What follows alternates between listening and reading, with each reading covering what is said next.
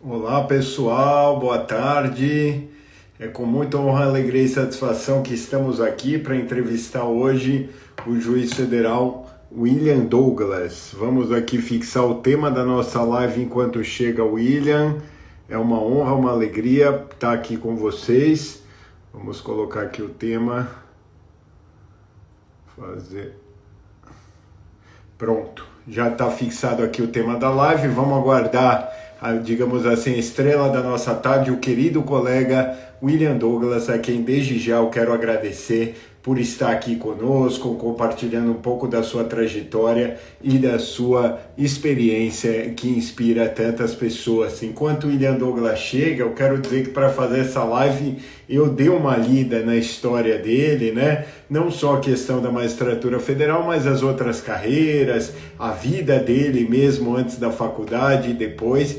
E realmente é uma história muito bonita que inspira e também contribui um pouco para mudar essa imagem, às vezes, de um senso comum, talvez antiga, de que a Justiça Federal é hermética, é distante da comunidade em que atua. Muito pelo contrário, né? Os juízes federais, eles são abertos e buscam aí se relacionar com a comunidade. Enquanto o William não chega, vocês podem aí me confirmar se está tudo bem, se o som tá bom, a qualidade tá tudo ok, para que quando ele chega a gente já comece a fazer a entrevista. E também, se quiserem, fiquem, claro, todos muito à vontade para colocar aqui as perguntas que vocês desejam que nós venhamos a fazer aí sobre a história, sobre a carreira, a própria trajetória do juiz William Douglas. Então podem colocar aqui as perguntas, podem colocar também o feedback, né, sobre a qualidade do som e etc. Enquanto ele não chega, eu quero dizer para vocês que eu sou, nesse biênio que agora está terminando, eu sou diretor cultural da AJUF, né, Associação de Juízes Federais. E um dos projetos que a gente fez ali foi justamente o Justiça Federal em Cultura, em que juízes e juízas federais que têm também, além da magistratura, hobbies ligados à experiência cultural, podem manifestar as suas expressões. E a partir disso nós desmistificamos essa ideia da justiça hermética. Muito pelo contrário, a Justiça Federal, na sua imensa maioria, eu posso falar pelos colegas com quem eu falo, tem essa intenção de se abrir, de ouvir, até porque a minha compreensão e a de tantos outros é de que a justiça se mede justamente na isso é a experiência humana do justo, né? William, se você já estiver aqui, meu amigo, se você já estiver por aqui, peça aqui o convite, eu ainda não vi você. Vamos ver aqui se a questão é do óculos, o som tá bom. Cláudia, Jordana, é uma honra contar aqui com a presença de vocês. Se o William estiver aqui, pode pedir novamente o convite. Nossa estrela que eu não vi ainda você por aqui, William. Se você já estiver aqui, solicite aqui, por favor, o seu ingresso para que nós possamos começar essa entrevista. Enquanto o William não chega, e aí, enquanto ele não chega, eu queria contar um pouco sobre essa ideia do Trajetórias Compartilhadas, né? Eu sempre ouvia de pessoas que não são da justiça que o juiz ele tende a ser um pouco fechado, ele tende a ser um pouco conservador, distante da sociedade. Esse seria o modelo do juiz oráculo do século XIX. Isso mudou muito, né? A justiça e o juizado especial federal é uma grande expressão disso, já que julga pedidos das classes mais necessitadas, como, por exemplo, pedido de benefício assistencial ou pedido de aposentadoria rural, tem justamente no contato com a coletividade mais carente, aquela que mais precisa de justiça, essa vontade justamente de fazer a justiça e de conhecer a comunidade na qual ela atua, né? A jurisprudência, eu costumo dizer que é a experiência humana do justo. William, se você estiver por aqui, pode ter passado seu convite, viu?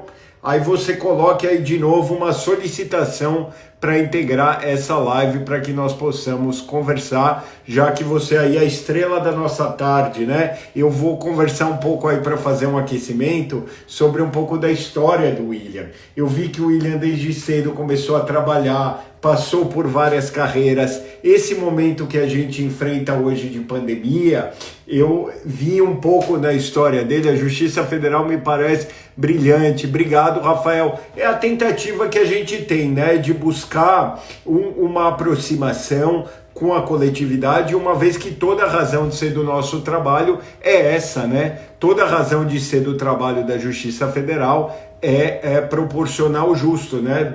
Dar a cada um o que é seu, a própria ideia de justiça. Oi, Viviane, é um prazer aqui ter sua presença.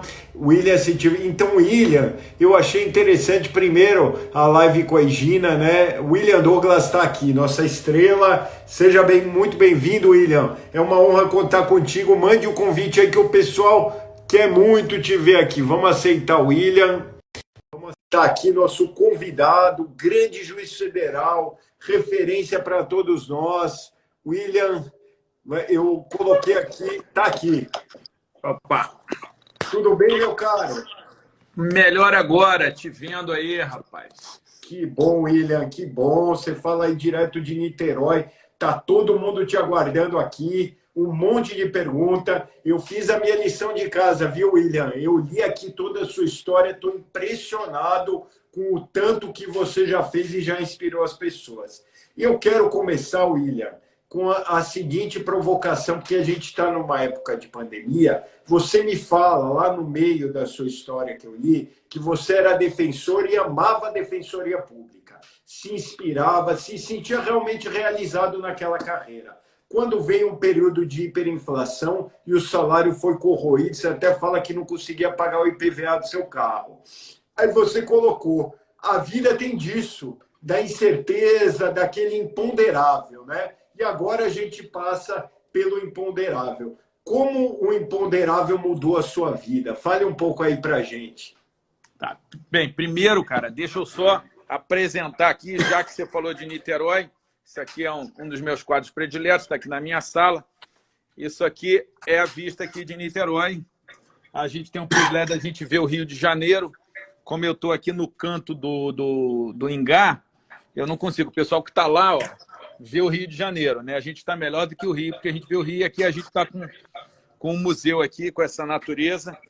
E hoje eu estar aqui é resultado disso que você fez, que eu fiz, que tanta gente fez, que é estudar. O lugar que eu moro hoje, não só a residência, mas o ambiente de trabalho, o local de trabalho, a inserção na sociedade, tudo isso é resultado daquilo que muitos estão aí passando nesse momento, que é o concurso público. Antes de responder, eu também quero dizer que é uma honra estar do seu lado. Você é um professor queridíssimo, está aí fazendo muita coisa boa. Quem não sabe, recebeu aí um prêmio na defesa dos direitos humanos. Já teve decisões relevantes aí no momento da pandemia, que eu estou como seu colega, né, e como professor de Direito Constitucional acompanhando. Tem feito um trabalho fantástico na JUF, um trabalho fantástico no ênfase, em todos os cursos, em todos os lugares onde vai. Então, eu quero te dizer que, para mim, é uma honra, ainda que sem poder ter o abraço, né, por causa da distância, mas estar do lado de um colega tão relevante, fazendo tanta coisa boa. Muito bem. Cara, eu era absolutamente apaixonado pela defensoria. Sangue verde total, ainda tenho sangue verde, mas fui atropelado por um governo que se dizia popular, mas que, pelo menos em relação à defensoria, foi uma...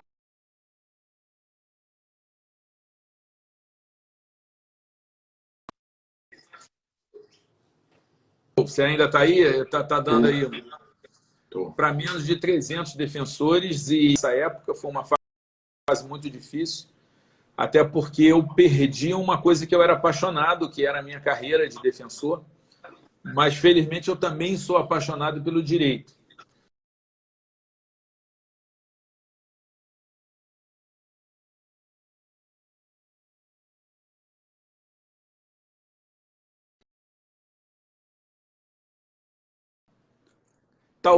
talvez valha a pena você impedir os comentários, e aí daqui a pouco a gente abre para os comentários, para o pessoal perguntar e falar, mas nessa fase inicial, se você desabilitar o comentário, eu acho que trava menos. Eu tô aqui vou procurar desabilitar aqui. Você sabe que eu nunca fiz esse comando de desabilitar os comentários. Não, vai no lugar de comentário. Se você bater como se você fosse fazer um comentário, provavelmente vai abrir aí em cima o desabilitar comentário.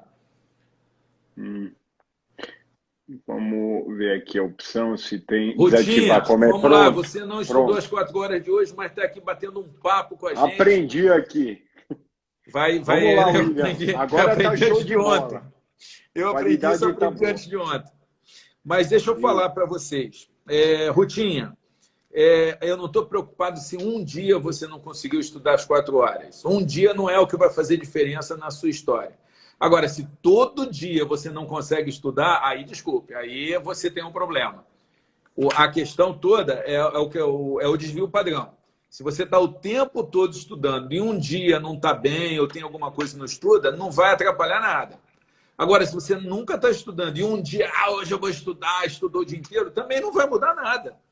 O que muda é a rotina de estudo. É igual o regime. Se o sujeito controla bem a alimentação e vai numa alimentação inteligente, saudável, um dia que ele faça uma maluquice, não vai atrapalhar nada, não vai morrer. Assim como também o sujeito que vive se alimentando mal, um dia, hoje eu vou comer saudável, também não vai mudar nada. Mas vamos lá, deixa eu contar isso para vocês. A vida não é o que acontece, essa frase não é minha. A vida não é o que acontece com você, mas como você reage ao que acontece com você. Então, eu tive um empobrecimento muito grande. Eu venho de classe média baixa, nunca me faltou nada, não tive que trabalhar, eu sou um privilegiado. Mas também não sobrava dinheiro. Para ter dinheiro para as minhas coisas, eu tive que estudar e meter a cara. Aí eu vou para a defensoria. Aí, já deu um salto enorme. Quando, na verdade, veio antes que eu passei para analista judiciário TRF, a vida já mudou. Fui para delegado, fiquei poucos meses como delegado, fui para a defensoria. Na defensoria deu um salto, eu passei a ganhar bem demais. Maravilha e tal, carro, tudo de bom. De repente começou a cair o salário. Eu não, como o Ilan acabou de falar, eu não conseguia pagar o IPVA do carro que eu tinha. De tanto que caiu, era época de inflação galopante, então eu pedi dinheiro emprestado para o meu pai, cara. Foi assim, não, né? Você tem que depender do pai de novo. E aí a solução foi: como que eu lido com isso? Adianta ficar reclamando do governo, adianta ficar chorando, adianta dar um tiro na cabeça, adianta pular do prédio, adianta ficar com ódio das pessoas? Não, não adianta. Como que eu saio dessa? Aí eu fui fazer concurso e aí vim parar na magistratura. Aí na magistratura, algum tempo depois, aí ficou maravilhoso de novo, tudo tranquilo, aí o salário começa a cair. Passamos 7 anos direto sem nenhum reajuste, 0%.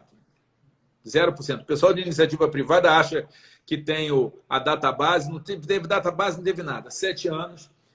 E nessa hora eu falei, vou fazer outro concurso. Será? Está acontecendo de novo, mais uma vez estou passando por isso.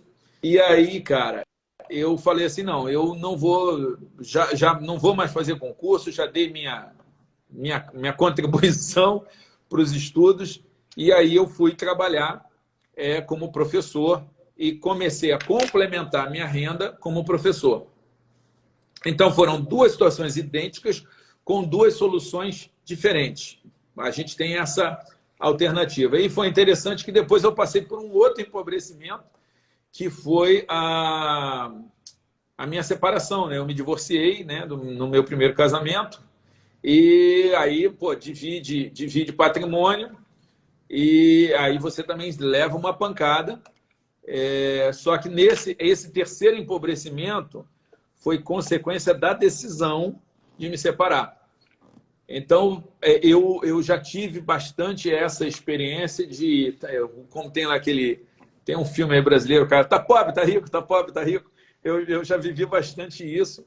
E a gente que está na magistratura, a gente passa por isso. Aí depois veio aquela criação do subsídio, que os nossos salários ficaram estupendos, e aí depois vários anos também sem aumento. Então é uma gangorra, por isso que a gente, mesmo no serviço público, tem que ter disciplina financeira. Mas é isso, meu amigo Ilan, rapaz, que receba um abraço do Rio de Janeiro, de Niterói, cara. William, é uma honra estar com você. Eu, aliás, vi muita coisa em comum minha contigo. Por exemplo, você entrou na faculdade de filosofia e saiu alguns meses depois. Eu também, igualzinho. Você fala uma coisa que eu acho muito legal, que é uma lição de humildade, que é assim, como você sempre fala das suas reprovações. Eu perdi o de juiz de direito, eu perdi o outro concurso aqui. Ou seja, é o que você acabou de falar, não importa o que a vida faz de você, importa o que você faz com o que a vida faz de você, que é a ideia sartriana que você colocou agora há pouco. Então, fala um pouco dessas reprovações, porque muita gente desiste no meio do caminho por conta disso. E aí é preciso ter essa arte da paciência, que nem sempre é fácil de ter. E vendo um exemplo de sucesso como você, eu acho que fica mais fácil fazer uma ancoragem de experiência. Então, conta das derrotas e como os erros fizeram com que você chegasse ao acerto futuro. A primeira coisa, assim, que você começou com essa questão importante de você começa a ganhar mais, e daqui a pouco a vida vem e te atropela. Teve um ponto que você falou que eu acabei não abordando e eu acho bom. Que legal, cara. Eu não sabia que você tinha começado a fazer filosofia também. Comecei. Foi assim, eu sofri muito de não conseguir fazer filosofia, que eu estava amando, estava apaixonado pelo curso, só que não dá para fazer tudo, né? Não dá para... A gente, infelizmente, não dá para resolver tudo que a gente quer. Então,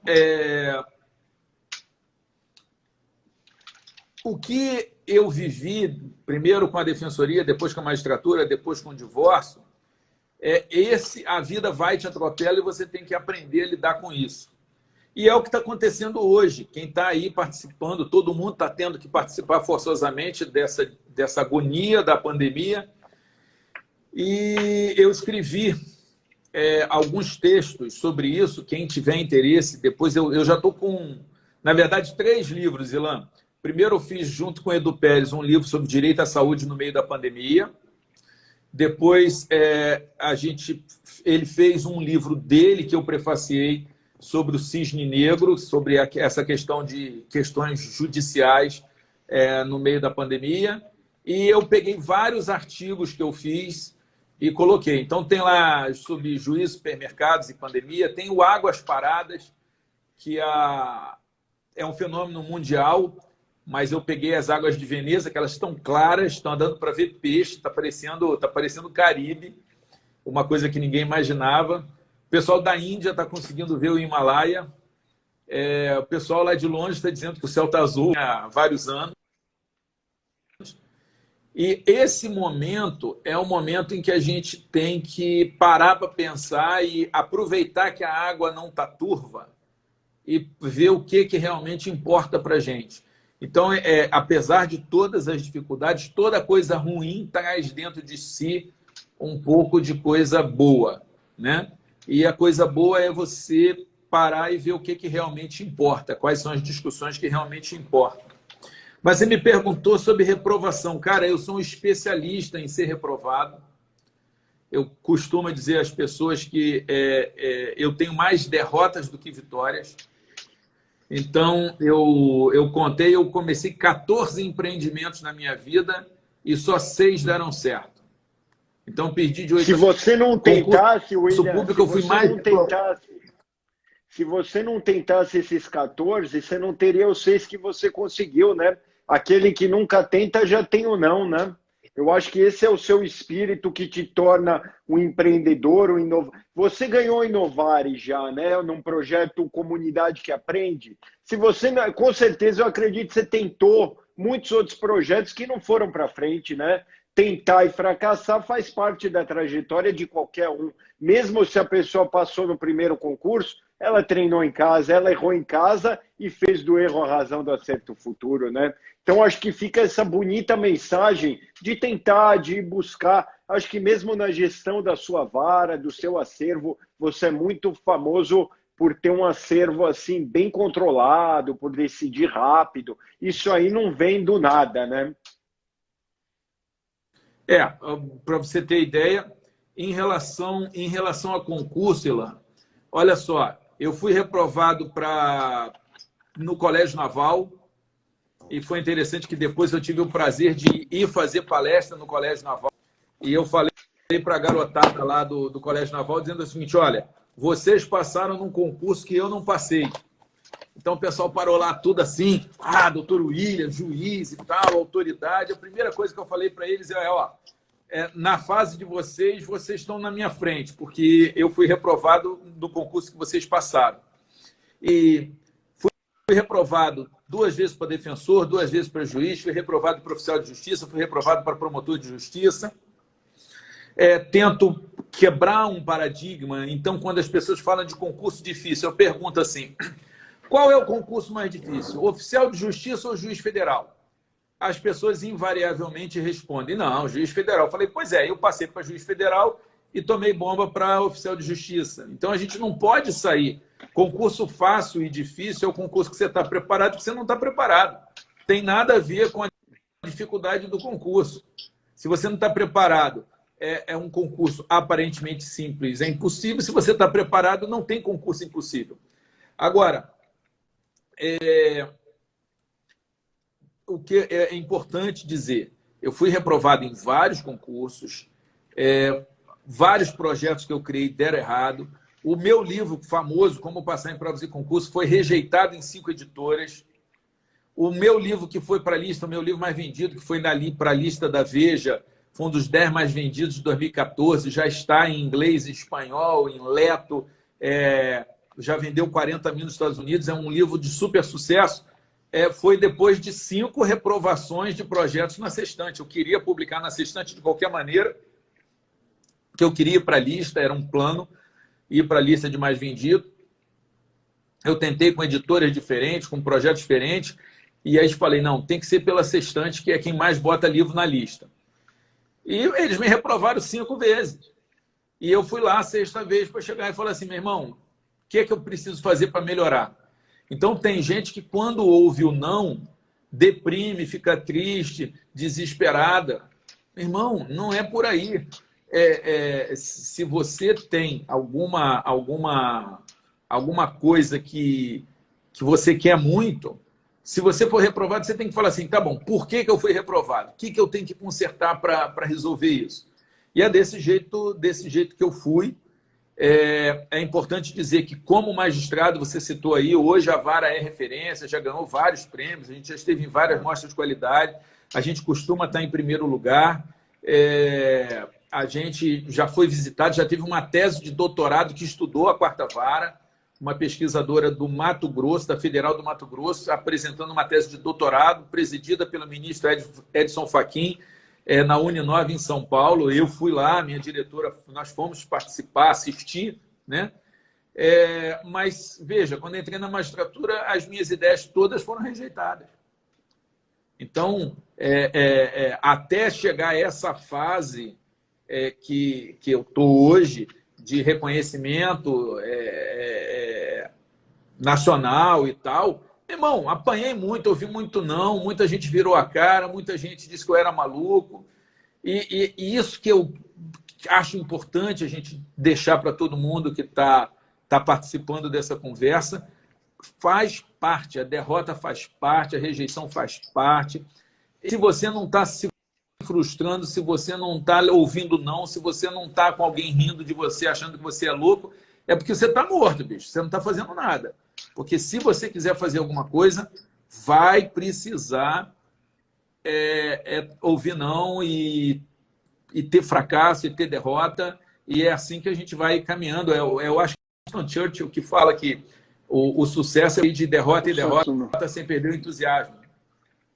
O sucesso não é final e o fracasso não é definitivo. E também não há mal que sempre dure, nem o bem que nunca vai acabar. que é uma ideia importante agora para a pandemia também. Todo mundo vai superar isso e voltar à rotina de normalidade. Então, William, outra coisa que eu me identifico muito em você, que eu me inspiro em você, foi a questão de dar aula. Eu vejo o juiz como professor, porque o juiz nada mais é que sinalizar à comunidade como ela deve atuar para evitar novas leads, a função preventiva de pacificação social, evitar novos conflitos. Então, o juiz é professor. E a questão de dar aula é um ato de amor, porque você, quando faz com vontade, como você faz, com carinho, com vocação, aliás, tudo que a gente faz com amor e com envolvimento, de uma hora ou outra, vai aparecer o resultado, é bem feito.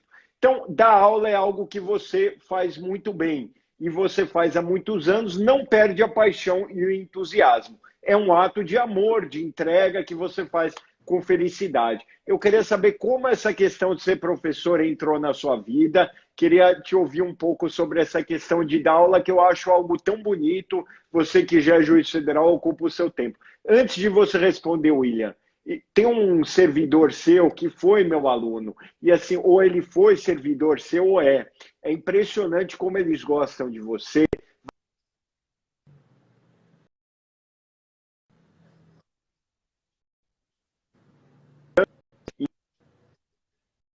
Você busca assim o melhor para o seu servidor, isso aí é digno de nota. Qualquer servidor da quarta vara sabe disso. Eu que estou em Belém do Pará, agora convocado no TRF em Brasília, sei disso. Como é que é essa questão de ser líder? O que você diz aí para o pessoal que tem funcionários, você que também foi do Exército, isso te influenciou em ser líder, estar na caserna, ver a hierarquia, ver como é que as pessoas lidam em situações que estão mais em cima, mais embaixo. Então ficam essas duas perguntas, o professor e a questão da liderança.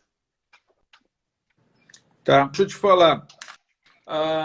Pô, cara, bom saber que você está em Brasília, acabando aí o isolamento. Vamos nos ver lá. Eu tenho ido muito a Brasília e, pô, de repente a gente para tomar um vinho, para bater o papo, vai ser bom demais. Cara, antes de eu continuar aqui, eu quero só mencionar, tem uma pessoa que está nos assistindo pelo Facebook e que falou assim, acho que os homens têm muitas vantagens só por ser homem, nessa luta de fazer carreira. E aí, veja, me perdoa só mencionar isso, porque tem gente que fala, você que nasceu rico é mais fácil, você que é branco é mais fácil, você que é homem é mais fácil, você que tem o pai que é embargador é mais fácil. Ok, não vou nem discutir isso, é mais fácil mesmo. A questão é que tem muita gente que fica sofrendo, remoendo isso, e isso não resolve o problema, e tem gente que fala assim, meu irmão, olha só, posso fazer nada, vou partir para dentro. Então, é mais fácil para mim, homem branco, louro de olho azul, é. Agora, mesmo assim, eu fui reprovado no concurso. Assim, é mais fácil para quem tem o pai rico, é mais fácil para quem tem o pai desembargador. Eu, em vez de ficar reclamando de que meu pai não era desembargador e quer dinheiro, eu falei, cara, eu vou partir com o que eu tenho. Então, a vida é muito o seguinte, o que você recebe é o presente da vida para você, o que você é hoje. Aquilo em que você se transforma é o presente de volta para a vida. Então, você tem que jogar com as cartas que vem à mão. Então, eu sou mulher, é mais difícil. Ok, beleza. O que você vai fazer com isso? Porque eu estou vendo um monte de mulheres tendo sucesso, um monte de mulher passando em concurso, um monte de mulher aparecendo. É mais difícil para elas? Mas não é impossível. Então, eu queria deixar essa palavra aí para quem pensa isso, né? Você sabe que eu já estou no movimento negro já há 20 anos, então, por causa disso, eu convivo muito com essa situação de gente que tem dificuldade, que tem sofrimento aí envolvido, e eu nunca vou falar uma coisa diferente. Eu sempre vou falar o seguinte, olha, você não pode ficar reclamando do que você tem que começar quer dizer, desculpe, você não deve reclamar do que você não tem. Você deve o que você tem. Você nunca deve ficar se lamentando pelo que você não vai ter. Ah, eu nunca vou ter isso. Meu irmão, então esquece. Vamos trabalhar pelo que a gente pode ter. Mas vamos lá. O que você falou? Duas coisas, o ser professor e o ser líder. Eu acho, você falou do Inovare e tal, uma grande diferença que eu percebi no primeiro Inovare que eu botei projeto, né, foi o seguinte, tinha muito projeto, Ilan, de gestão de processos. E não tinha nenhum, o meu era o único de gestão de pessoas. Felizmente, a gente está evoluindo rápido, mas tem uma quantidade enorme de pessoas dentro do serviço público, não só do judiciário, que acha que o que muda são os processos. Tá bom, os processos faz diferença? Faz. Mas o que muda são as pessoas. O que muda são as pessoas. E pouca gente tem trabalhado gestão de pessoas. E o tempo todo eu trabalhei isso. Eu sempre fui muito impactado, né? Todo mundo sabe disso. A formação bíblica, né? Eu fui criado em lar protestante, daquele bem rigoroso, bem tradicional. E a gente tem uma formação, a gente estuda a Bíblia toda semana, lê a Bíblia todo dia. E isso me deixou isso ficou muito na minha corrente sanguínea. E a Bíblia, em especial Jesus, sempre fala muito de pessoas, né? Uma das coisas, por exemplo, você falou aí de liderança, você falou um negócio que sempre me emociona, você falou o seguinte, os seus funcionários te amam. Meu irmão, se você consegue ser um chefe que o teu funcionário te ama, meu irmão, você resolveu 60% do problema, não é metade, não. Acho que é o Napoleão que fala o seguinte, trate os seus soldados como soldados, eles lutarão por você. Trate os seus soldados como filhos, e eles morrerão por você. É diferente, cara. É diferente. Então, lições rápidas de liderança. Jesus diz o seguinte, trate o outro como você gostaria de ser tratado. Mas isso aí tem várias religiões, mas Jesus deu um ponto extra. Jesus disse o seguinte, faça pelo outro o que você gostaria que fizesse com você. Então, você já tinha, em várias filosofias, o não faça com o outro o que você não quer que façam com você. Já é uma grande coisa. Se você não quer ser maltratado, não maltrate o outro. Mas Jesus, ele botou um adendo, um plus, ele acrescentou um elemento. Ele falou, faça pelo outro.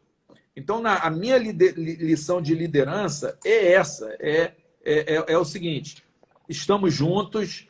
Outra coisa que eu aprendi com Jesus, quem quiser aprender isso, está no livro, um livro famosão, já vendeu mais de 3 milhões de livros, da Sextante, que o Monge e o Executivo. Cara, é um livro indispensável. Olha só, o Monge Executivo devia estar devia cair em concurso para magistratura. Então é o seguinte, olha, você tem que ler esse livro aqui. Se algum dia eu mandar alguma coisa, e a tendência é que eu venha mandar, porque esse ano, se seguirem as previsões, eu vou para o tribunal. Cara, eu vou meter no concurso para magistratura um monte de livro. Não tem nada a ver com magistratura. Por quê? Mas tem a ver com mindset, com paradigma mental, que é o que a gente tem que mudar. Você tem que tratar o outro como você gostaria de ser tratado. A ideia desse livro. Líder tem que servir. O líder tem que servir. Eu não sou líder na quarta vara para ser servido, para ser paparicado, para ser adulado.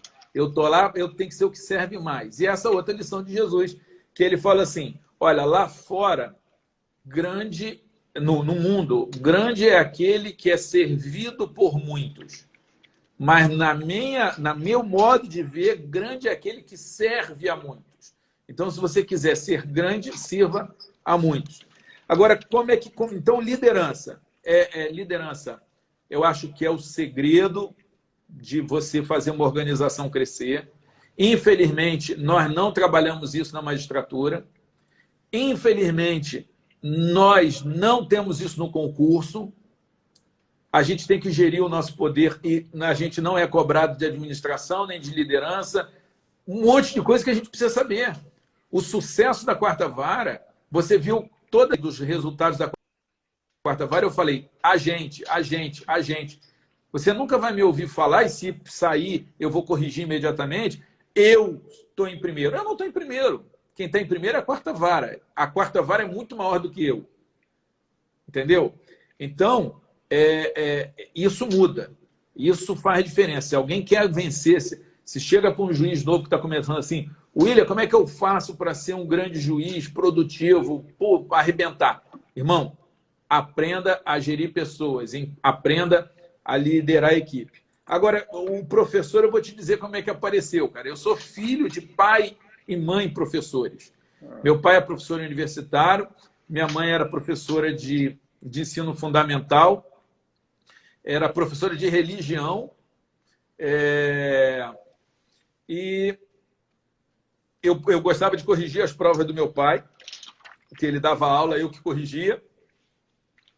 E eu, dentro da igreja, escola dominical, eu comecei a dar aula. Então, eu aprendi a ser professor na escola bíblica dominical, lá na igreja, e eu já era adolescente, eu dava aula para os juniores. E aí, dali foi começando, aí você vai pegando cancha, né? Então, foi aonde apareceu o professor, foi aí. William, eu acho assim, eu me identifico, todo mundo que está vendo também, muito com o que você colocou. Esse negócio dos bastidores é muito interessante para a gente trabalhar o método indutivo. Quem era o William criança, o pai e a mãe professor, corrigia a prova, etc. E isso eu acho muito bacana de saber, porque as pessoas tendem a olhar a foto. O William juiz, o William quase desembargador, tem muita gente te pedindo aqui no Supremo. Se for por essa live, você já está no STF, porque já tem um monte de gente lançando aí sua candidatura. Mas, assim, eu vejo um elemento comum também em quem tem sucesso, não sei se você concorda, uma certa inquietação, uma vontade de transformar, de fazer diferente, de inovar. Igual quando todo mundo falava em processos, você foi para o que está atrás da capa dos autos, ou a parte, ou o servidor, que a gente sabe que sem o servidor ninguém faz nada, né? Ninguém é nada sozinho, todo mundo tem um contexto. É o concurseiro que tem o pai que ajuda, é o que você falou aqui no começo. Tudo bem, eu sou uma mulher, eu sou negra, realmente é mais difícil para mim. Agora, para você crescer, você não pode se apegar e transformar isso numa muleta. Tá cheio de mulher branca, mulher negra, homem e tal, todo mundo fazendo sucesso. Por quê? Porque não pensaram a idade também, William. Eu tenho muito concurseiro que fala, eu tenho 40, eu tenho 50. Tem juiz que passa com 40, 50. É mais difícil? Claro que é. Eu tenho filhos, eu tenho netos, eu não tenho dinheiro. Cada um tem as suas dificuldades. Ninguém tem um clima de laboratório perfeito. Uns mais, outros menos. A questão é você buscar trabalhar as potencialidades. É um mindset progressivo, né, William? É um pouco do mindset progressivo que você falou. Agora, eu estava aqui pensando numa coisa, William. Você acredita um pouco, todo esse método que você construiu, seu best-seller aí de concurso, você trabalha, na minha opinião, assim, isso aqui eu estou dizendo, né? Me corrija se eu estiver errado. Para passar no concurso, eu sempre digo, você tem que ter o emocional, o planejamento e a execução. Porque muita gente tem iniciativa, não tem acabativa. Pensa e não executa. E o emocional, você acredita alguns dos seus fracassos que te levaram ao sucesso posterior com tanta distinção? A questão emocional. Como você trabalhou essa questão emocional e transformou isso numa marca assim? Como você buscou essa racionalidade e frieza que às vezes é tão importante nos momentos decisivos? Tá. Cara, meu colega várias vezes, né? De filosofia, de direito, de magistratura, de magistério. Pois é. Desse negócio de investir em gente, né? Você falou aí do STF, espero que algum desses aí vire presidente, né?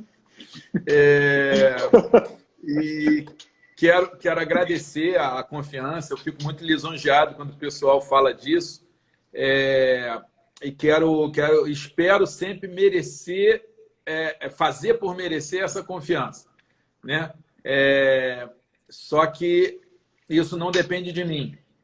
E aí uma das coisas que eu trabalho muito é a gente tem que fazer o que depende da gente. O que não depende da gente fica na mão de Deus, do destino, do futuro, do acaso, do que você quiser. Mas esse é o primeiro passo, um dos passos de imunidade emocional. Aliás, eu tenho um livro de imunidade emocional. Eu quero, inclusive, se você me permite, você me perguntou sobre minha carreira, e tem um livro que o nome do livro é Sucesso na Carreira. E é um livro que fala do José Janguier, que hoje é um bilionário, é dono de uma universidade. Fala do Luiz Flávio Gomes, grande professor, que faleceu recentemente, uma grande perda para o direito. Mulher tá nordestina. Mulher Fernanda nordestina, Marinella, né? Hã? Isso. Nordestina e também. Que está no...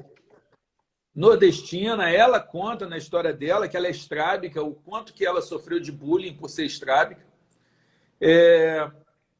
Também sou estrábico. Tenho estrabismo aí, mais uma similaridade aí com a Marinella. Mas eu não tive esse Marinella e bullying minha aí. mãe. Minha mãe também. Minha mãe Sua mãe também? Isso. Hoje já falecida. Mas então, veja, esse é um livro interessante. Conta a história dessas pessoas, é Sucesso no Direito, da Saraiva. Eu tenho um livro com o Felipe Lima sobre imunidade emocional. Imunidade emocional, eu tenho...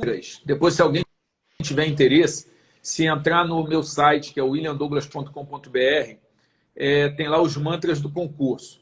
Eu sempre trabalhei essa questão de imunidade emocional através dos mantras. Então, por exemplo, um dos mantras, concurso não se faz para passar, mas até passar. Cara, cada vez que o cara é reprovado, repete isso até acalmar o coração. Outro mantra, a dor é temporária, o cargo é para sempre. Caraca, meu irmão, isso é muito legal. Eu aprendi com um cineasta. Estava no make-off de um filme, um desses clássicos, e o diretor chama a equipe e falou assim, gente, a dor é temporária, o cinema, o filme é para sempre. Eu falei, caramba, meu irmão, é isso, eu vou levar isso para o concurso público. Eu sempre tentei levar muita coisa para o concurso público. Então, se você pegar hoje, tem um artigo meu. Aparelho de dente, concurso público, praia e concurso público, tudo que você... Vinho e concurso público, Covid e concurso público, tudo eu levo para o concurso público. E uma das coisas que eu levei é um texto de 1 Coríntios 9, 24 a 27, que fala algumas coisas. Fala assim, olha... Todos correm, mas só um leva o prêmio. Você tem que correr para ganhar o prêmio. E quem corre se disciplina, não fica dando soco no ar. Antes, ele se subjuga, se submete ao seu próprio corpo para que ele não seja reprovado. Foi onde eu me falei, opa, isso aqui é dica de concurso, não ser reprovado. Então, eu acho que a imunidade emocional ela é resultado de toda uma preparação da vida inteira, é um trabalho de vida inteira. Então, você tem algumas pessoas que já foram treinadas sobre isso pelos pais, pela escola, pela igreja, pelo clube, os muito bons para dar resiliência para a pessoa. E cada um vai tendo que construir. Agora, se tem alguém aqui participando dessa conversa e fala assim, meu pai não fez um bom trabalho, a escola não fez um bom trabalho, ninguém fez um bom trabalho. Meu irmão, você vai ter que desenvolver isso sozinho. Como?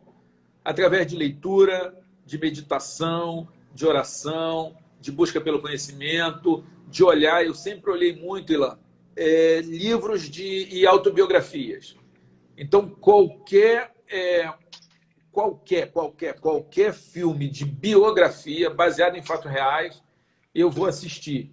E eu vou falar assim, cara, eu vou aproveitar a vida do sujeito. É uma versão em paralelo de reencarnação, né? Porque na reencarnação o sujeito vai em cada encarnação ele vai... eu sou evangélico não acredita em reencarnação, mas o que eu estou querendo explicar é a ideia. Quem acredita na reencarnação diz o seguinte, não, a pessoa vai resolvendo seu karma, seu dharma vai evoluindo.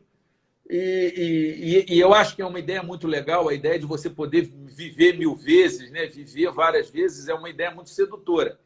Se eu pudesse escolher, eu acho que eu ia botar reencarnação, eu ia fazer existir, se eu fosse Deus, porque eu acho que é muito legal. Mas eu particularmente não creio. Mas isso de aprender com a outra vida, você consegue nos livros e nos filmes autobiográficos. Então, eu sempre tento ir desenvolvendo a minha imunidade, a minha capacidade, usando isso.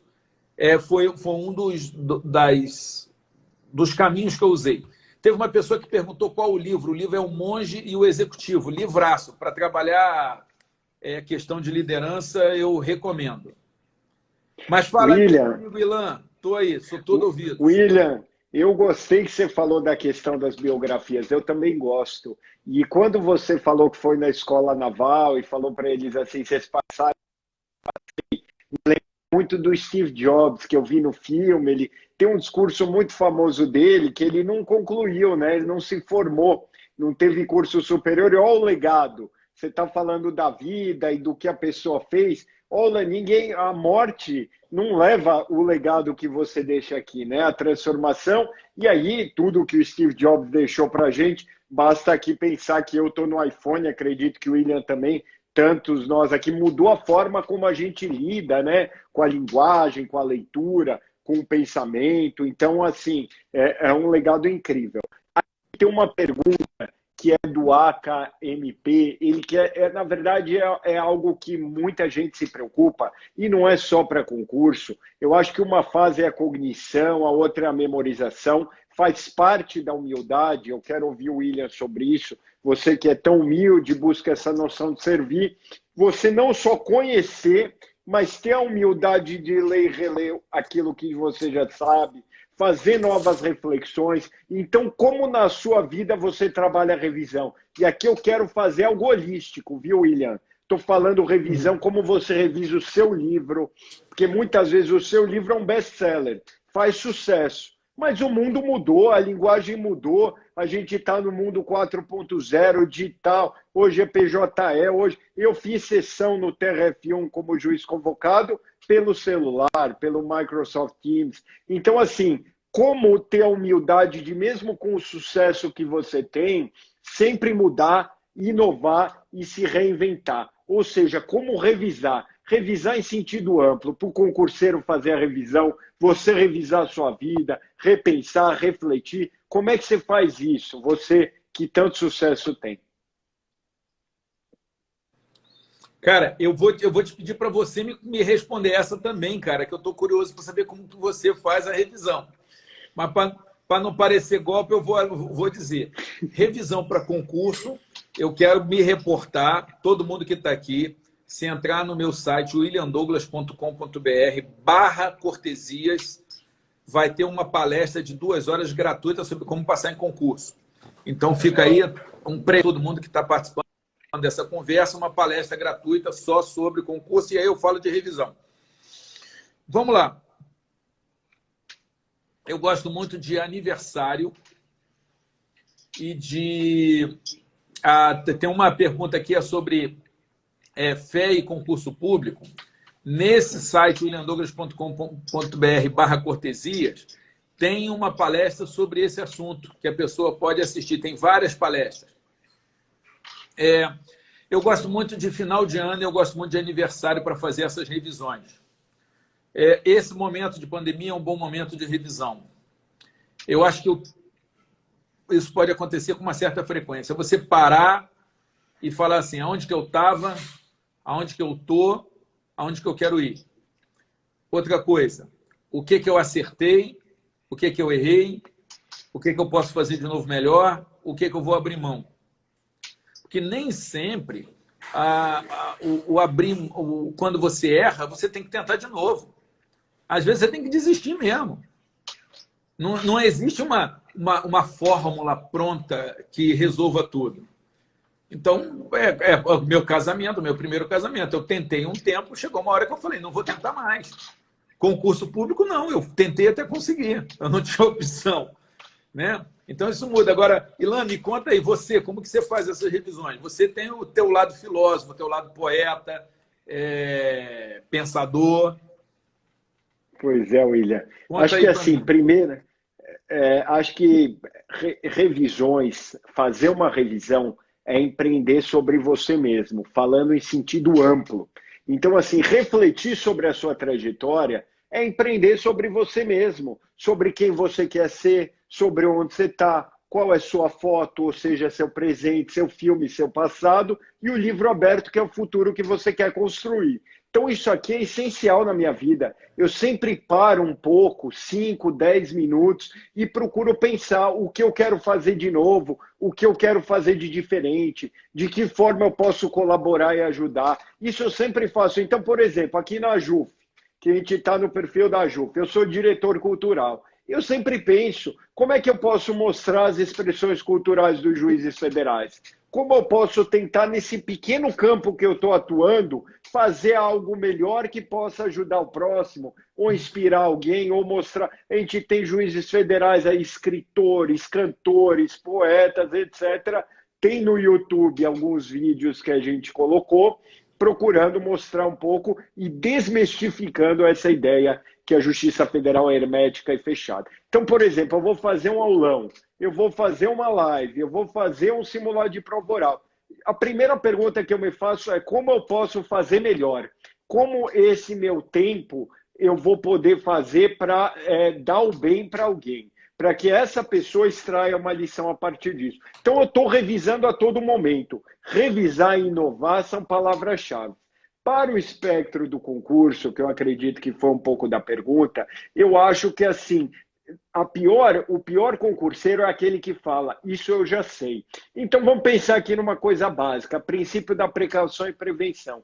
Todo mundo tem uma ideia do que é precaução, danos ainda não conhecidos, prevenção, danos já conhecidos. Mas se isso caiu na prova discursiva do TRF1 do meu concurso. Claro que aquele que se diferenciava é aquele que buscava ir além, que leu algum artigo, tem um artigo do professor de Harvard, Cass Sunstein, sobre precaução, aquele que procurou ler um pouco mais, saber em qual convenção está citado, quando foi criado, a precaução vem em 92 no Rio de Janeiro, que o William Douglas está vendo da janela, na Declaração do Rio de 92. A prevenção em 72 em Estocolmo. Então, aquele que tem esse vírus, essa inquietação, essa vontade de crescer, já diz o Paulo Freire, sem a curiosidade que me move, me inquieta, me insere na busca, eu não ensino nem aprendo. Então, ensinar e aprender são palavras irmãs e é preciso, para você fazer bem feito, para você fazer a diferença, fazer com amor, com ato de entrega, de fé, com a vontade. Por isso que o William Douglas faz tanto sucesso, porque eu acho que primeiro você tem que acreditar em você mesmo. Por isso que a fé se liga um pouco com o concurso. E William, o pessoal está pedindo aqui você no Supremo, já vou lembrar aqui que você repetiu várias vezes que é evangélico, né? Então, assim, já tem o primeiro requisito, ser evangélico, segundo o atual presidente. Agora, pela live eu vejo que vai muito além de ser evangélico, você inspira mesmo, você tem um carisma e um poder da palavra que realmente você sabe usar como ninguém, e com isso você ajuda muita gente. Isso eu acho legal de alguns evangélicos, que eles buscam isso, né? Ter o carisma e atingir as mentes e corações de forma que todo mundo ganhe. Eu sei porque eu sou judeu, sou israelense, já fui muitas vezes para Israel e conheço muitos evangélicos, até porque os evangélicos e os judeus têm uma relação de irmandade muito forte, né, William? Uhum. Você conhece Israel? Não, rapaz, eu tenho morro de vontade de Israel. Sou como evangélico, né? A gente aprende a conhecer a história do povo de Israel lá desde o comecinho, desde Abraão, né? Isaac, Jacó, a história toda, a ida para o Egito, depois a ação, depois a Babilônia. Então, assim, o Jesus judeu, né? Jesus é judeu, nasceu num lar judeu. Então, a gente é criado a ter esse amor pelo povo judeu, orar pelo povo judeu, orar por Israel, é uma coisa assim, bem presente dentro da cultura da cosmovisão cristã, de modo geral, mas principalmente evangélica. E eu tenho vontade de Israel, ainda não fui. Estou esperando, né, os filhos ficarem um pouco maiores, porque eu quero que eles tenham essa experiência de ir no Mar da Galileia, fazer aquele circuitão básico, né? É muito comum o evangélico ir. É uma relação muito boa com o povo judeu. Inclusive, já fiz alguns artigos. Eu fiz parte da campanha para não ter concurso aos sábados, para respeitar a questão do Shabat, né? Então, a gente faz isso. Eu faço parte de um grupo chamado Expo Religião, que tem 24 religiões diferentes lá reunidas, e a gente está lá tentando trabalhar, não criar uma religião única, uma miscelânea, a ideia não é essa, a ideia é a questão da convivência. E eu gostava, né? Você sabe que eu fiz concurso para o Colégio Naval, eu estudei todas as guerras de Israel, da Bíblia até as modernas, a guerra do Yom Kippur, a guerra dos 6 dias, eu sempre fui muito estudioso disso, né? E tem um carinho grande pelo povo. Isso é uma coisa. Os evangélicos têm algumas coisas muito boas e algumas coisas complicadas. A gente tenta usar a influência, né? Eu tenho alguma influência dentro do mundo evangélico pelo fato de ser conhecido, da gente tentar reforçar o lado bom e diminuir o lado ruim, né? Às vezes você encontra alguns evangélicos meio arrogantes, muito regulões do outro. A gente tem que lembrar que Jesus disse que a gente não tem que olhar o cisco no olho do outro, a gente tem que olhar a trave que está no olho da gente. Mas é um trabalho de formiguinha, de dia a dia, né?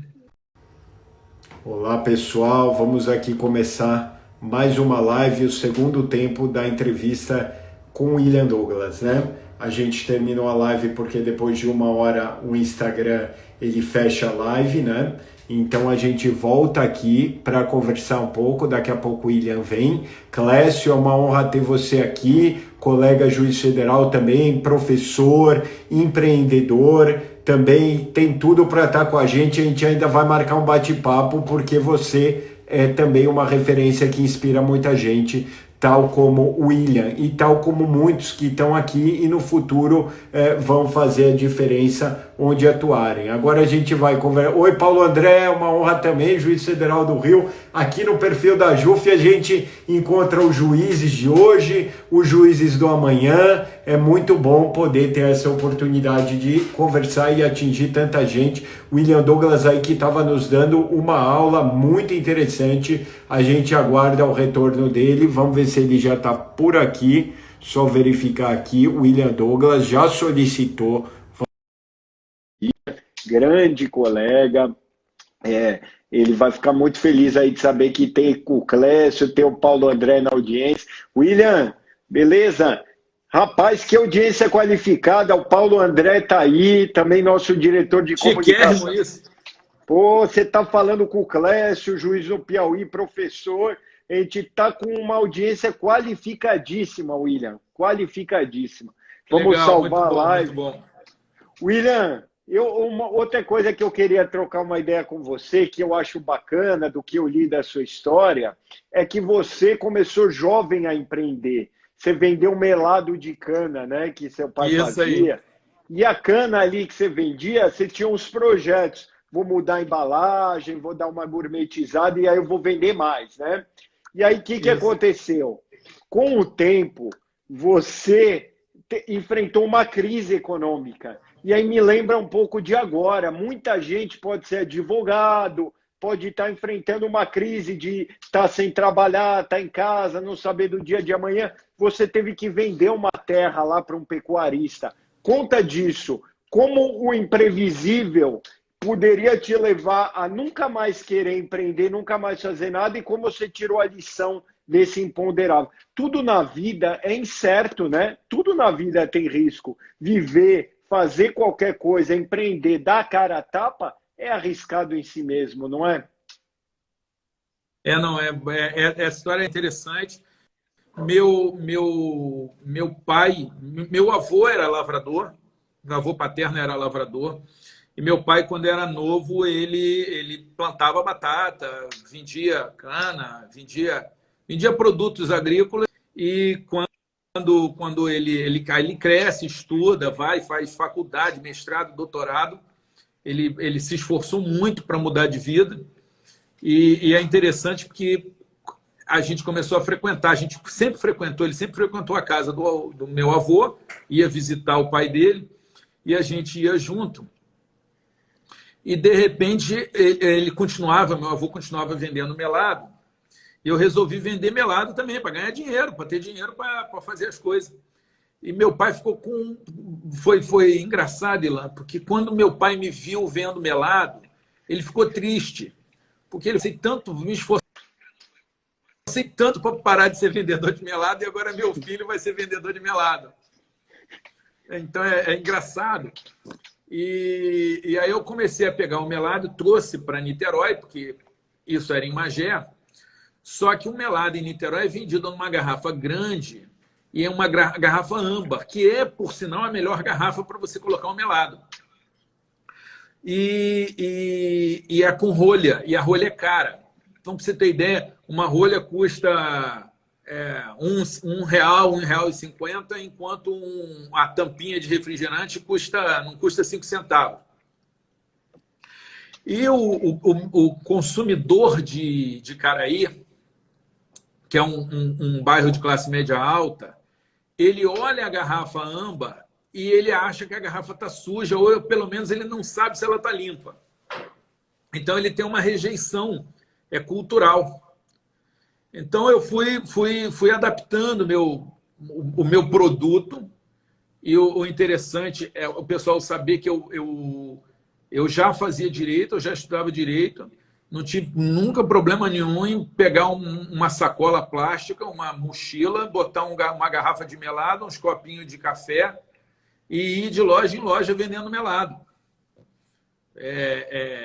Tinha que trabalhar. Se você não trabalhar, você não tem resultado.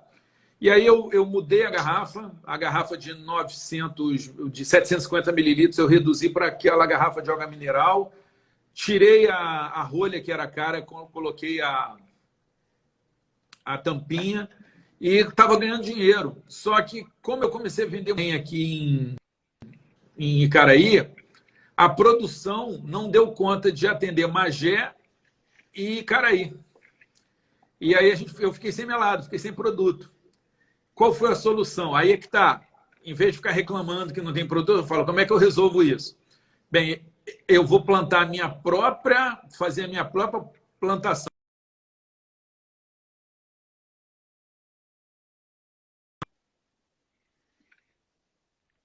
Plantei não, né? Contratei lá o cara para plantar, e aí no outro ano, eu estava lá com a minha roça de cana, só que aí veio o plano Collor. É fácil identificar a data porque foi o plano Collor que me quebrou. Ilan, o meu negócio quebrou por causa do plano Collor. Que eu ia nas lojas para vender melado e o cara não queria mais melado. Eu falei, o que houve? Melado ficou ruim, melado não está bom, qual o problema aí? O cara dizia, amigo,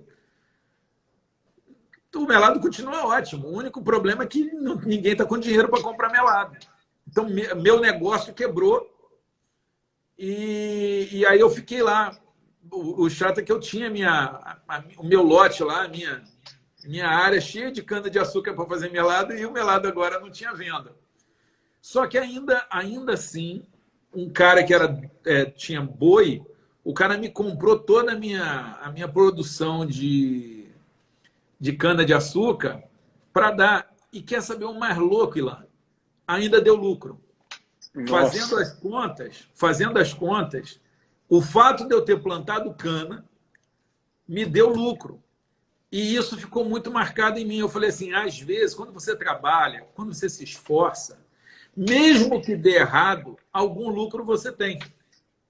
Então, todo concurso que você vai fazer, quando você... deu errado, fui reprovado. Não, peraí, tem um lucro ali. Você adquiriu experiência, você adquiriu preparo emocional, você vê aonde que você tem que melhorar.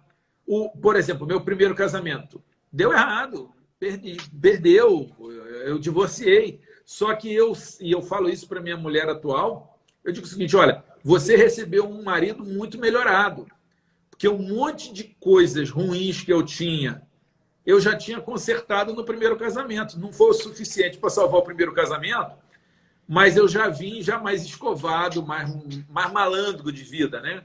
Então, ao povo que está aí participando dessa nossa conversa, eu quero dizer, você não tem que ficar preocupado com o que vai acontecer. Você tem que fazer o seu melhor.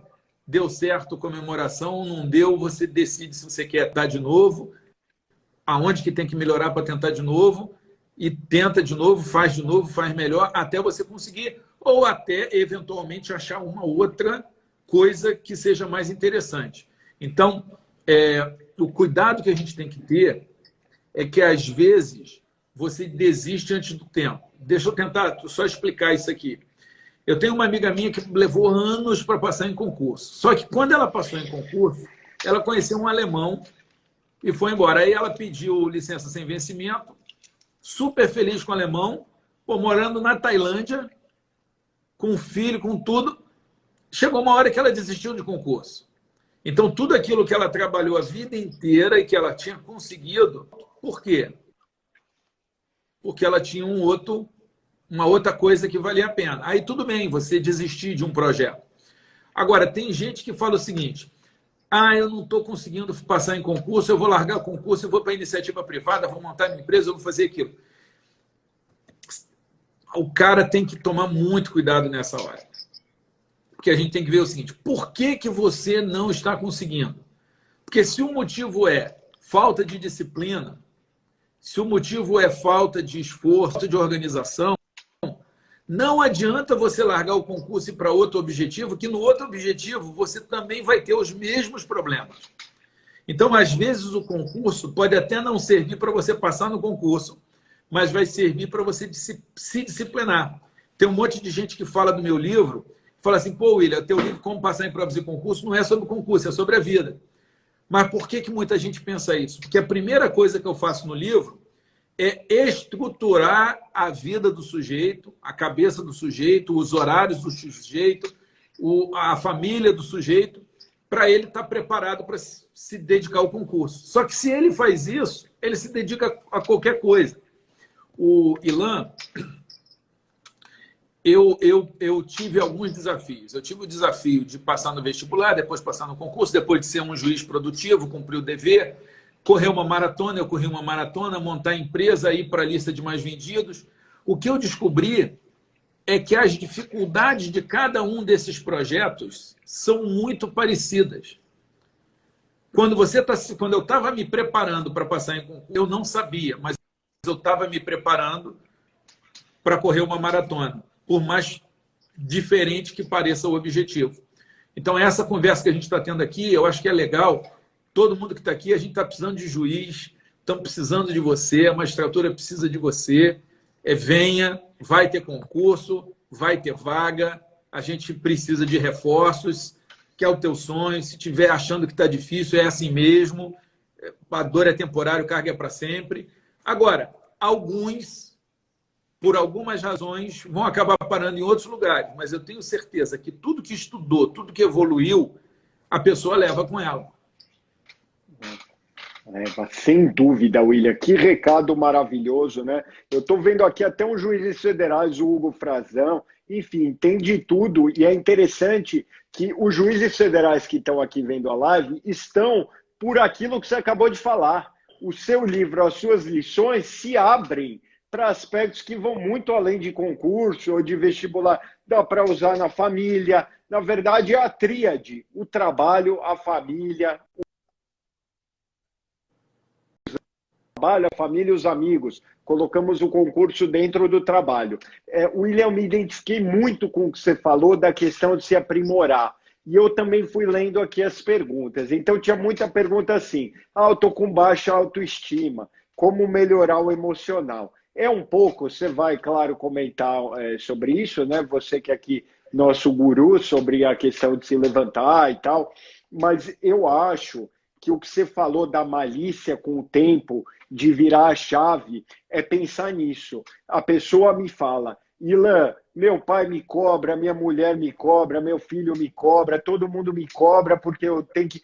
Você tem que trabalhar o que você pode controlar, o que o William falou. Você tem que ir na prova tranquilo de que você deu o meu melhor. Eu passei para juiz de direito em São Paulo, eu queria juiz federal, mas passei em São Paulo. O concurso estava aberto, eu fiz. Tinha uma pessoa no dia da minha prova oral que tinha feito o concurso do TJ de São Paulo 10 vezes. E eu, claro que fui ver se ele estava nos aprovados, depois estava. Passou depois de 10 vezes. Cada um tem seu tempo, cada um tem seu fuso horário, sua história, suas limitações. O importante é ir de alma lavada. Eu dei meu melhor, eu fiz a minha parte, eu estou me aprimorando. Igual o William falou, os desafios do concurso, você pode ver isso, são parecidos com o do trabalho. E outra coisa, você está falando que eventualmente a pessoa vai parar em outro lugar. O bom juiz é o bom defensor, é o bom promotor, é o bom servidor. Eu não acredito muito que a pessoa nasce só com uma vocação para julgar. Até porque o advogado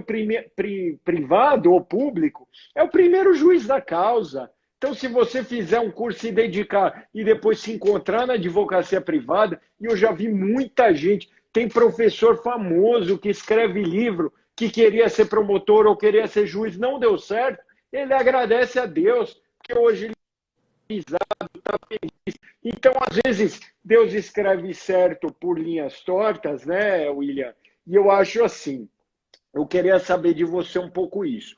Do controle emocional, quem está com baixa autoestima, o que deve fazer. E já caminhando para o final aí, queria saber o seguinte, William. Qual é o recado que você deixa para o juiz, até porque muitos acham, depois que eu passar, minha vida acabou. Vou ganhar meu subsídio e pronto. Olha como o William fez depois que ele passou tanta coisa. Empresário, livro, aula, palestra, livro, história do direito. Então, assim, o que recado você quer deixar para quem quer fazer algo diferente, quem quer transformar a comunidade que o cerca? Que recado você deixa, seja concurseiro ou não concurseiro? Para melhorar emocionalmente e também para fazer algo diferente. O que ele deve fazer, né? O que deve estar presente de tudo que você já viu de gente de sucesso. Qual é o requisito essencial para a gente incorporar na nossa rotina para que o livro aberto seja escrito da forma que a gente quer? Tá, legal, legal. Meu irmão, vamos lá. Primeiro, mandar um beijo aqui para minha colega de faculdade, Carla Iag, que está aqui participando. Um beijo, um abraço para todo mundo. Um especial para os nossos colegas magistrados federais que estão aqui prestigiando o evento cultural da JUF. Em relação a... Eu tenho um livro que é Arte da Guerra para Concursos e um livro que é o Sun Tzu, Arte da Guerra para Professores, onde eu faço um estudo do livro A Arte da Guerra, do Sun Tzu, e uma das lições de Sun Tzu é: a arte da conquista é conquistar sem destruir. Então, a gente tem que ir conquistar o que a gente quer conquistar, mas a gente tem que aprender a não destruir durante esse processo. Então, todo mundo que está aqui estudando para concurso, é o seguinte, cara, você precisa passar em concurso sem destruir sua saúde, sem destruir seus relacionamentos. Até porque, se você destruir sua saúde e seus relacionamentos, vai ficar mais difícil passar no concurso. E, eventualmente, passar no concurso vai ficar ruim também. Eu conheço cara que teve ataque cardíaco, por sorte, logo depois da posse. O cara ferrou a saúde toda. Graças a Deus, ainda deu tempo de passar, porque ele teve todo o atendimento pela saúde, do novo status que ele tinha conquistado. E, às vezes, não acontece isso. Agora, o risco que a gente corre como magistrado é justamente esse que você falou. É o cara achar que passou e que a vida acabou, que está tudo pronto, e que ele é o rei da cocada branca e da cocada preta. E tem um monte de coisas que vão acontecer. Por exemplo, um risco grave é que o sujeito ele passa de 0 a 100 em termos de grana, ou então ele ganha R$2.000, vai ganhar 20, né, líquido. Mas, se ele não tomar cuidado, ele começa a gastar Então, ele ganha 2 e gasta 2.500. Aí está apertado. Aí, quando ele passa e ganha 20, um tempo está maravilhoso. Está sobrando, está nadando em dinheiro. Mas ele vai do lugar que ele mora, ele muda o carro, ele muda o quarto do hotel, ele muda tudo. Daqui a pouco ele está ganhando 20 e gastando 30. A vida financeira dele piora. Então, você passou no concurso, comemoração, alegria, pô, que legal, conseguiu. Mas peraí, vamos com calma. Você tem que aprender a gerir a sua nova situação financeira, que senão vai ficar complicado para você. Outra coisa, cara, você fez uma coisa extraordinária, mas você continua sendo um ser humano com qualidade, com defeito, você não virou Deus, o concurso não foi para Deus, e a gente tem que tomar cuidado. Terceira coisa, você vai ter uma fase de adaptação para você colocar as coisas em dia. Então, hoje, para mim, ser juiz é muito fácil. Por quê? Eu tenho uma vara que está em dia, com uma equipe extraordinária, maravilhosa, o pessoal é top. Eu acho que eu sou o plano da vara, todo mundo é melhor do que eu. Cara, anda piloto automático. Por isso que eu, inclusive, tenho a capacidade de fazer um monte de coisa, e qualquer pessoa que for olhar a vara está em primeiro. Então, ninguém. Isso também é uma blindagem. Uma das coisas já vale a pena, a gente não está falando só de passar em concurso, mas a gente está falando de carreira. Todo sucesso será punido. Todo mundo que tiver sucesso vai ter que lidar com a inveja, com ressentimento, às vezes ressentimento dentro da família, às vezes ressentimento dentro do casamento. A gente conhece, pô, eu tô nesse negócio, eu sou juiz há 27 anos. Professor desde os 12, eu tenho mais de 40 anos dando aula, convivendo, e como eu tenho esse lado religioso de estar na igreja e tal, cara, tem um monte de marido que não consegue lidar com a mulher ganhar mais do que ele. E é difícil, é complicado. Às vezes, é triste, mas pode ser o caso. Tem pai, tem mãe que compete com o filho. Tem pai e mãe que curte o sucesso do filho, né? Se alegra com o sucesso. Mas tem cara que não. Então, a vida, quando você passa no concurso, você deu um super salto. Pô, maravilha. Mas é uma nova fase que você vai ter que aprender a viver essa nova fase, a viver esse novo encargo e a ter sucesso nesse novo negócio. E aí, produzir unidade. A gente, aí volta a dizer, aquela conversa lá atrás, você falou assim, William, teus funcionários te amam e a sua vara é reconhecida nacionalmente como uma vara produtiva e de referência. Até porque a gente lá aplica a ideia, a gente não quer só produzir. Não é só produzir. É produzir com funcionários felizes. É diferente. Porque, às vezes, tem profissionais, tanto na iniciativa privada quanto no serviço público, que mantêm a produção na base do chicote. E esse tipo de produção, ele é autossustentável. Uma hora ele vai esgotar, o pessoal vai começar a ficar doente, o pessoal não funciona. Então, você precisa aprender a organizar esse negócio todo. Estou dando uma super dica aqui. Olha, você quer ser um juiz produtivo? Direito você já sabe, irmão.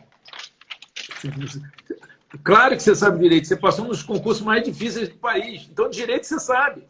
O problema é que a quarta vara é um sucesso, não é por causa do direito, bicho. É por causa da equipe. E a equipe tem a ver com liderança. E liderança tem a ver com eu não sou o único líder. Eu tenho vários líderes. Tem dia que eu chego na justiça e eu estou desanimado.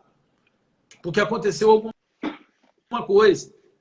Então, por exemplo, quando isso não acontece mais, porque eu já subi aqui na cadeia alimentar, né? Assim falando, mas produzia mais, aí tirava um computador, porque era minha vara, era com menos, que tinha menos processo.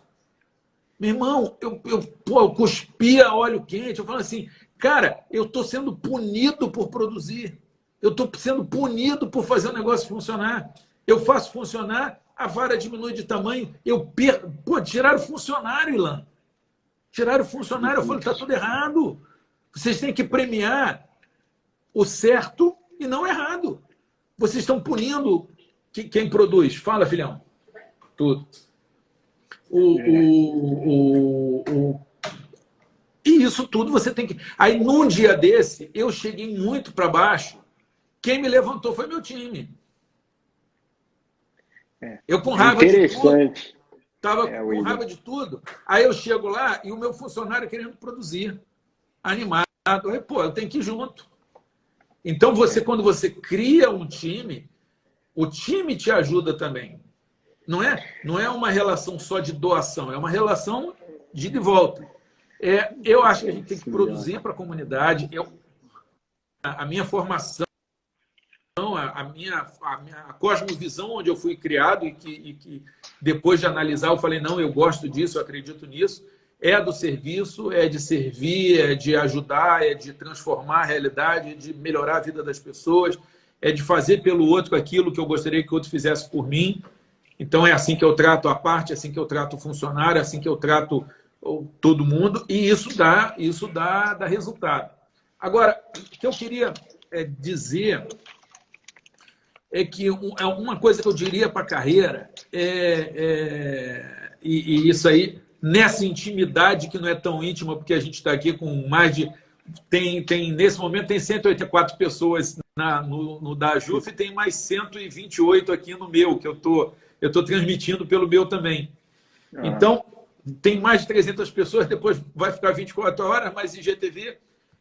a gente vai salvar. Que a gente precisa saber o seguinte, tem as coisas que a gente tem que fazer e as coisas que a gente quer fazer.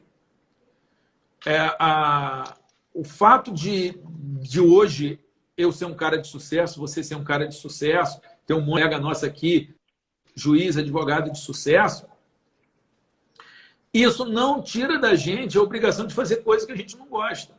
Então, eu vou fazer uma palestra, às vezes, acordo 4 da manhã. Às vezes, eu durmo muito comum, dormir fora de casa. Então, as pessoas, às vezes, olham assim, o sucesso é glamuroso, palestrante, internacional, famoso, mas tudo isso tem um custo. Eu tenho um amigo meu que ele passou para procurador do Estado, não vou dizer o Estado quando tentarem descobrir quem é, e muito competente e tal, e ele foi convidado para ir para o escritório, porque ele pode advogar, e ia ganhar um baita salário. E ele disse não. Sabe por que ele disse não? Porque ele falou o que ele gosta de mergulhar. Com o que ele ganha como procurador do Estado, ele tem dinheiro e tempo para mergulhar. A vida dele, o que ele mais curte na vida é botar equipamento de mergulho e ficar vendo peixe. Então, ele não foi seduzido por ganhar mais, para, de repente, fazer uma viagem, de repente, para ir mergulhar. Não seduziu ele. Crescer na carreira, ser professor, não seduziu. E eu acho que isso tem uma sabedoria aí, tem uma inteligência. E tem outro que seduziu. Por exemplo, eu sou seduzido por ser professor. Você é seduzido por ser professor. A gente quer dar aula, a gente quer transmitir conhecimento. Todo professor, o bom professor, pelo menos, é um artista, e todo artista quer público. Então, é óbvio que você vai fazer uma palestra, você quer 5 mil, 10 mil pessoas ali te ouvindo, e eu acho isso legítimo. Agora, e aí que tem? Você tem, às vezes eu chego e pessoas, aconteceu algum acidente, e o cara chega e fala assim, olha, era para ter 100 pessoas, só tem 20, a sala está vazia, você me desculpa, desculpa nada. Vou lá falar para os 20. Então, a palestra com o mesmo entusiasmo para 5 mil, para 10 mil e para 2, para 10. E às vezes a gente perde. Vamos falar de carreira. Quando eu vou fazer palestra, eu sempre marco o voo de forma que eu atenda todas as pessoas. Então, se a minha palestra termina meio-dia, eu já me calculo para ficar até 2 horas e todo mundo que for ali tirar uma foto comigo, me dar um abraço, cumprimentar, pegar um autógrafo, eu vou falar com todo mundo. E, eu já sou conhecido, eu já sou famoso. Aí, mais de uma vez eu fui em eventos em que o cara que organiza os eventos fala assim, William, você é diferente. Tem um monte de professor novo, querendo crescer na carreira, que o cara marca, parece que termina meio-dia, ele marca o voo 2 horas, ele tem que estar 1 hora no avião, no aeroporto. E aí ele diz assim, olha, não posso te atender nada. Então você vê, eu burro velho, pô, cascudo já, eu continuo ali, ó, atendendo todo mundo. Se o cara vai ficar 1 hora na fila para me dar um abraço, eu vou ficar 1 hora esperando. Mas tem um monte de cara novo que não faz isso. Ou que depois que fica famoso, para de fazer. E o conjunto disso tudo tem uma repercussão muito grande. Mas tem uma repercussão muito grande. E aí é que eu acho, às vezes, e aí é uma conversa de colega para colega, é legal você ser promovido por merecimento, é legal você crescer na carreira, mas é muito mais legal você primeiro ser um baita juiz ali. Você é um cara que a sua equipe confia em você, que os seus processos você trata bem, que você olha para o processo. Eu sempre trabalhei muito isso com a minha equipe, e isso a gente tem na Quarta Vara. Você não está no papel, você está vendo pessoas. Agora vai virar bit, né? Ó, aquela tela ali no ecrã não é bit, tem gente ali dentro. Você não vai dizer não para um arquivo. Se você negar uma liminar, bicho, você está negando liminar para alguém. Alguém vai sofrer, um advogado vai sofrer pacas, um advogado que, de repente, está dependendo daquilo ali para pagar a conta. Você não vai dar a liminar por causa disso. Mas você vai, pelo menos, analisar a liminar sem pressa e sem estar predisposto a dizer não, porque é mais fácil dizer não. Então, as coisas mais honrosas da nossa carreira, seja a da magistratura, seja do Ministério Público, seja o advogado público, seja o delegado, as coisas mais honrosas não são as mais valorizadas para efeito de promoção e, às vezes, de popularidade. São coisas que não existe sindicabilidade. Então, se você disser que entende que não cabe alguma coisa, ninguém vai conseguir entrar dentro da tua cabeça para saber se você realmente entende isso ou se você só deu a decisão mais confortável para você naquele momento. Então, nesse papo que a gente está tendo aqui, de colega para colega, o que eu posso deixar em termos de experiência de um juiz já 27 anos de carreira, meu irmão, é muito louco, mas a parte da grana não é tão garantida quanto a gente pensa. Quem tem algum tempo de carreira sabe que as garantias já não são mais o que eram antigamente e que pode piorar, mas mesmo assim nós somos privilegiados. As coisas que nos dão promoção não são necessariamente as coisas mais legais, existem outros fatores. O que a gente faz de legal é errado. Olha só, as suas melhores decisões, que você mais... Muitas delas caíram. Ou não? Sem dúvida. Você dá aquilo ali fazendo justiça. Então, você tem que ter... Olha só, a gente precisa de imunidade emocional, de preparo emocional para o concurso, mas a gente precisa de mais desse negócio depois para ser juiz, para ser delegado. O concurso é fichinha, é treino, é aquecimento. Agora, para concluir, para não ir muito longe, você falou aí que hoje muita gente fala do meu nome por conta do terrivelmente evangélico. E eu disse que eu não fico pensando nisso porque eu não gosto de pensar nas coisas que não dependem de mim, né? Isso aí Deus está no controle. Mas você quer ver que coisa interessante? Nesse momento que a gente fala de carreira, Ilan, o que eu ouvi de gente... Eu ia fazer a palestra numa universidade, num cursinho, num curso preparatório para concurso. Eu sempre tirei meu tempo, que eu poderia voltar para casa e ficar em casa, ou que eu poderia dar uma aula em outro lugar jurídico para dar aula em 2 lugares, falar em 2 lugares. Movimento negro, falar para pobre, pessoal pobre de movimento negro, ou, olha que interessante, em igreja. E sempre muita gente me ligou dizendo que eu estava perdendo meu tempo, dando tempo gratuitamente para quem não poderia me dar nada em troca. Que é o cara... Tipo assim, cara, essa igreja, tanto tempo com esse negócio de movimento negro, você tinha que estar no tribunal, você tinha que estar fazendo social, você tinha que estar escrevendo livros e artigos e tal. Até escrevo, mas eu poderia escrever mais livros jurídicos. Porque, e olha, interessante, o cara dizendo o seguinte, isso é ruim para a sua carreira. Isso é ruim para a sua carreira. 20 anos depois, eu tenho a honra de, quando pensam num cara que seja terrivelmente evangélico dentro da boa acepção da palavra terrivelmente, porque terrivelmente é uma palavra perigosa, terrivelmente pode ser uma coisa boa ou ruim, o fato de ser honra. E eu fui considerado porque eu estava fazendo algo que, para a maior parte das vezes, tempo. Só que, para mim, não era perda de tempo. Eu estava fazendo o que eu acredito.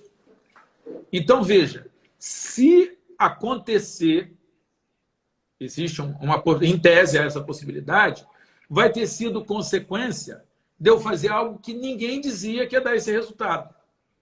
Mas que tem um princípio, e aí está dentro da Bíblia, fala disso, que você tem que semear a boa semente. E deixa que a semente vai dar fruto. Agora, se não acontecer, e se nunca tivesse sido cogitado, eu fiz uma coisa que eu acreditava. Eu fiz alguma coisa que eu queria. Então, o que eu acho que o colega precisa ter essa consciência eu vou fazer algo que eu durma bem, que eu durma tranquilo, que eu falei, eu fiz meu melhor, eu fiz as coisas que eu acredito. Se der certo, bem, e se der errado, você tem um consolo, um conforto, um prêmio, que você fala assim, eu fiz aquilo que eu acreditava. Que é quando o tribunal muda a decisão que a gente acha que está certa. Fala assim, não, eu fiz a minha parte. Se o tribunal pensa diferente, amém, beleza, Deus abençoe. Mas eu fiz o que eu achava. É uma coisa legal da magistratura, que a gente tem essa liberdade de seguir o certo. Né? Mas, meu irmão, muita coisa, né? Muita coisa para conversar. Eu espero que essa conversa seja útil. Sensacional. Você aqui, seja com os associados da AJUF e os colegas, seja com os seus... Pode ter certeza, vai dar muitos frutos. Tem um público muito heterogêneo que está nos acompanhando, mas eu tenho certeza que todos nós, inclusive eu, que vou rever essa live, aprendemos muito. Eu gosto dessa ideia também de semear em terra fértil. E aí eu vejo a qualidade das pessoas, é bom ter energia boa perto da gente, isso vai justamente contra o que diz o senso comum de sucesso e glamour, que seria o William rico, William cheio de bens materiais, ali curtindo a vida. Não, é um humilde, é um operário que acorda às 4 da manhã, vai para a palestra, vai para o movimento negro, vai para a igreja. Eu me identifico totalmente. Tudo o que eu fiz, e eu acho que você também, nunca foi buscando esse glamour. Eu acho que isso é passageiro, é fugaz, não agrega, não tem essência. É bom fazer porque você acredita nisso. E escolher, dar valor ao seu tempo, como o caso daquele procurador do Estado que não quis advogar e quis mergulhar. A gente não pode ser movido só a dinheiro, só a poder. É fazer no escuro quando ninguém está vendo. Quantas decisões que eu dei são para pessoas carentes, nunca essa decisão foi divulgada ou vai ser, e eu estou plenamente realizado porque eu tenho certeza que eu dei àquela pessoa aquilo que é dela, né? Eu, na verdade, não dou nada, né? Ela teve o que é dela. Então, William, obrigado, assim, sua trajetória, o reconhecimento que você tem vem dessas coisas honrosas que você faz. Eu desativei os comentários, as pessoas aqui devem estar te dando os parabéns. E é o que você falou sobre o Supremo, eu concordo, William. Só o fato de ser lembrado, você sempre foi evangélico, você sempre pregou aquilo que você acredita. E agora está num momento que se quer um terrivelmente evangélico, claro, com a palavra terrivelmente compreendida em termos hábeis. Isso é um quadro brilhante e onde você estiver, eu tenho certeza que você vai praticar o bem e disseminar boas energias, seja na justiça de primeiro grau, seja quando você for promovido daqui a pouco para o TRF2, seja no Supremo Tribunal Federal ou nas suas palestras. A JUF agradece, eu fico feliz de ter escolhido você, eu confesso que foi uma ideia minha e é isso que eu queria disseminar, essa justiça federal aberta, transparente, de operários e de trabalhadores que estão sempre dispostos a dar às pessoas o que lhes pertence e a procurar fazer melhor. A gente sabe que tem muito gargalo no serviço público, tem muita dificuldade, e é o que o William falou. A gente precisa de novos juízes que estejam dispostos a transformar a Justiça Federal nessa revolução silenciosa pela qual passamos, do Juizado Especial Federal, do processo eletrônico, da justiça descentralizada, que faz inspeção judicial, audiência pública, que está perto da coletividade. Porque, em última análise, tudo aquilo que a gente faz é voltado à coletividade, que é aquela que paga impostos e nos sustenta. Então, muito obrigado, William. Você foi brilhante. Eu vou rever essa live, aprendi muito com você. Um grande abraço aos guerreiros que nos acompanharam aí por quase 2 horas. O William passou rápido, viu? Temos que fazer mais vezes. Obrigado, viu, meu amigo? Meu irmão, bom demais. Estou esperando agora ansiosamente para a gente ter um novo papo aí, tete a tete, em Brasília, batendo papo aí. Quando eu for ali fazer alguma palestra, alguma coisa, faço questão da gente sentar e estar junto pessoalmente. Tá bom? Muito obrigado pelo carinho, pelo convite, pela oportunidade da gente ter esse papo e de eu bater papo com você e com esse monte de gente que participou aqui. Para você que é nosso colega, bom demais, obrigado pelo prestígio. E para você que vai ser nosso colega, venha logo, sem pressa, com calma. Nós estamos aqui esperando você para a gente mudar esse país. Valeu, pessoal. Tchau, valeu. Um abraço.